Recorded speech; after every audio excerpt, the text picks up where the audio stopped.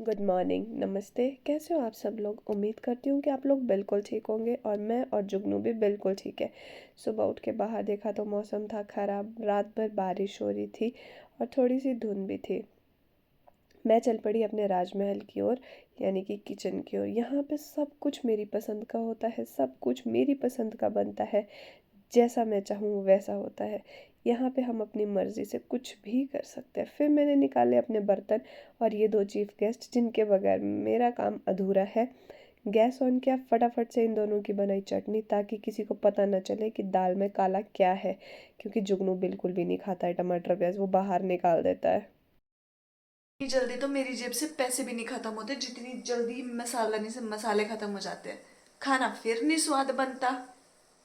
आज मैं बना रही थी फ्रांसबीन की सब्जी, जो कि बहुत थी। मुझे पता है कि ये बच जाएगी बहुत ज़्यादा, क्योंकि ये अपने खेत की है तो कोई टेंशन नहीं थी। एक साइड को लगाई सब्जी, फिर क्या अपना नया सेटअप सेट, दूसरी साइड को फटाफट से बनाना शुरू की चपाती, जो कि गोल मुझसे कभी बनती नहीं है, हमेशा मुड़ जाती है।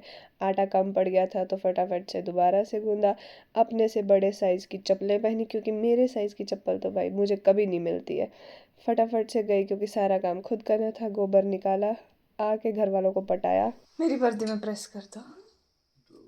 सब लोग उठ गए थे तो सबको थोड़ा थोड़ा काम दिया। कोई लंच पैक कर रहा था, कोई टिफ़िन पैक कर रहा था। भाई मेकअप में कोई कमी नहीं होनी चाहिए, बाकी जितना मर्जी लेट हो जाऊँ। उसके बाद मैं ऐसा भागे कि मुझे लग रहा था कि मुझे बस की नहीं, एम्बुलेंस की ज़रूरत है, डायरेक्ट जो मुझे हॉस्पिटल पहुँचा दे, क्योंकि मुझे सांस ही नहीं आ रही थी। आधे से ज़्यादा कपड़े जो है वो गीले हो गए थे घास में, क्योंकि बहुत ज़्यादा बारिश हो रही थी।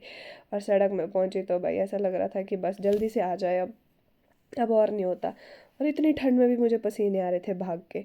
फिर फटाफट से ड्यूटी करी, बहुत ज़्यादा थक गई थी आज। और मैं घर से छाता लाना भूल गई थी, सबसे बड़ी बात। बस इस कार्ड को बनाने के लिए मैं स्पेशली बस स्टैंड आई थी, जिसकी वजह से मेरी बस भी छूट गई। फिर मैं दूसरी बस में गई और लोगों के पास छाता था, मेरे पास टमाटर प्याज और खीरा था। सोचा इसे सिर पे रखती हूँ, थोड़ा बहुत मेरा सिर तो बचा ही लेगा, क्योंकि रात में बाल गीले हो गए तो सुखाने की टेंशन हो जाएगी और सिर दर्द हो जाएगी। घर पहुंची तो देखा जुगनू बेसब्री से इंतजार कर रहा था। उसे लग रहा था कि इस लिफाफे में मम्मा ने पता नहीं कौन सी चीज़ें ला के रखी है, लेकिन उसे क्या पता था कि टमाटर प्याज मिलेगा इसमें खाने के लिए मुझे। पीटा था। पीटा था? किसने पीटा? पापू ने क्यों? ऐसे ही क्या किया था आपने? शर्ती करी। शरारती करी थी? किसकी शरारती की थी? दादी की। दादी की शरारती की थी?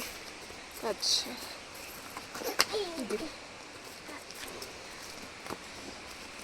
जुगनू मेरा पीछा नहीं छोड़ने वाला, जहाँ मैं जा रही थी वहीं मेरे पीछे पीछे आ गया था और इसकी गप्पे सुन के बड़ा ही मजा आ रहा था आज क्या तो। करना?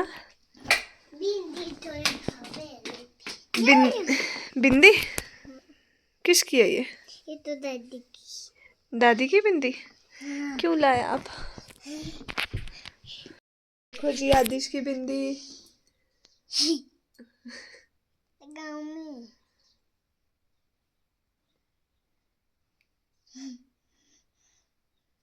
इधर से नहीं, दूसरी साइड से, दूसरी साइड।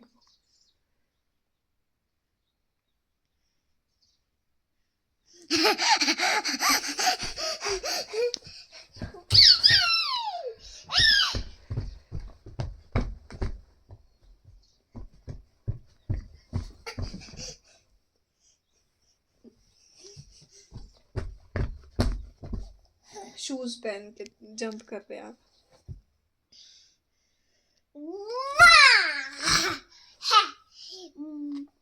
वाह है वाह फिर मैंने फटाफट से ड्रेस चेंज की और जुगनू उतनी देर में गायब हो गया। इसे ढूंढा तो पता चला भाई इसने सारे बिस्तर इकट्ठे कर दिया। ये उस पर जंप कर रहा है, जाके सारे के सारे गिरा दिया। अब मेरा काम बढ़ा दिया। थोड़ी देर जुगनू के साथ खेली और उतनी देर में मैंने दाल चढ़ा दी थी, ताकि वो पक जाए, बाद में सिर्फ तड़का ही मारना हो। लेकिन बहुत ज़्यादा भूख लगी थी तो थोड़ा सा तड़के से पहले मैंने फुलवरियाँ निकाल दी थी खाने के लिए, जो कि आधे से ज़्यादा मैंने खा ली। ये न जाने क्या कर रहा है। अच्छा, ये पता क्या कर रहा है? इनको नीचे रखेगा और फिर ऊपर चढ़ के जंप करेगा इसके ऊपर। भाग गया बाहर। इससे पहले कि कोई आ जाए, आधे से ज़्यादा मैं खुद खा चुकी थी। डिनर बना के खा के फटाफट से फ्री हुए और लास्ट में जो किचन साफ़ होता है ना, दुख होता है यार, अगली सुबह फिर से वैसा ही हो जाएगा। जुगनू ने अपना सामान खुद रख लिया था, मैंने अपनी सफाई कर ली थी। उसके बाद मैं जुगनू को ले आई थी रूम में, क्योंकि उसे बजाना था पियानो।